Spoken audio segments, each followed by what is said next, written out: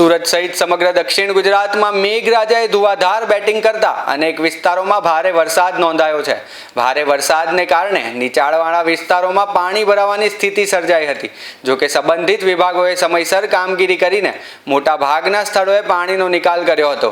જિલ્લાની તમામ નદીઓ, ડેમ અને જળાશયોમાં હાલમાં ભયજનક સપાટીથી નીચે હોવાથી પૂર જેવી કોઈ સ્થિતિ નથી. મહુવા તાલુકાના 2 ગ્રામ્ય માર્ગો પર પાણી ફરી વળતા અસ્થાયી રીતે વાહન વ્યવહાર બંધ કરી વૈકલ્પિક માર્ગોની વ્યવસ્થા કરવામાં આવી છે. જિલ્લામાં 24 કલાક ઇમરજન્સી ઓપરેશન સેન્ટર કાર્યરત છે, તેમજ એનડીઆરએફ અને એસડીઆરએફની ટીમો સ્ટેન્ડ બાય રાખવામાં આવી છે. કલેક્ટરે નાગરિકોને બિનજરૂરી મુસાફરી ટાળવા, પાણી ભરાયેલા માર્ગો પાર ન કરવા અને કોઈ પણ ઇમરજન્સીમાં તંત્રનો સંપર્ક કરવા માટે અપીલ કરી છે. નમસ્કાર, હું તેજસ પરમાર, કલેક્ટર સુરત. ભારતના હવામાન વિભાગ અમદાવાદ દ્વારા જાહેર કરવામાં આવેલી આગાહી અનુસાર જિલ્લામાં 2 તારીખથી 4 તારીખ સુધી ખૂબ જ ભારેથી અતિભારે વરસાદની સંભાવનાઓ વ્યક્ત કરવામાં આવી હતી.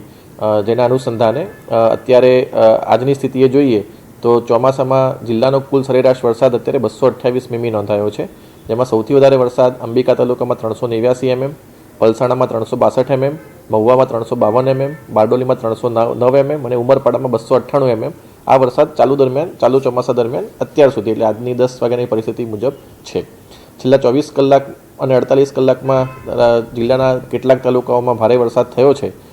અત્યારે આમ જોવા જઈએ તો કોઈ ભયજનક સપાટી ઉપર કોઈ પણ આપણી નદી કે ડેમ કે જળાશય નથી અને હાલમાં કોઈ પૂર જેવી પરિસ્થિતિ પણ અત્યારે જિલ્લામાં કોઈ જગ્યાએ નથી. તેમ છતાં પણ આપણે સતત જળાશયો અને નદીના જળસ્તર ઉપર સતત આપણે દેખરેખ રાખી રહ્યા છીએ. કેટલાક નીચાણવાળા વિસ્તારોમાં પાણી ભરાવાની ફરિયાદ સ્થિતિ સર્જાઈ હતી, જેના ઉપર પણ અત્યારે અલગ અલગ સંબંધિત વિભાગ દ્વારા તેના માટેની કામગીરી કરવામાં આવેલી છે. હજુ સુધી કોઈના સ્થળાંતરની જરૂર આપણને પડી નથી. કેટલાક કાચા મકાનોને નુકસાન થયું છે, એ સિવાય કોઈ જાનહાનિ મોટી કે વ્યાપક નુકસાનનું નોંધાયેલ નથી.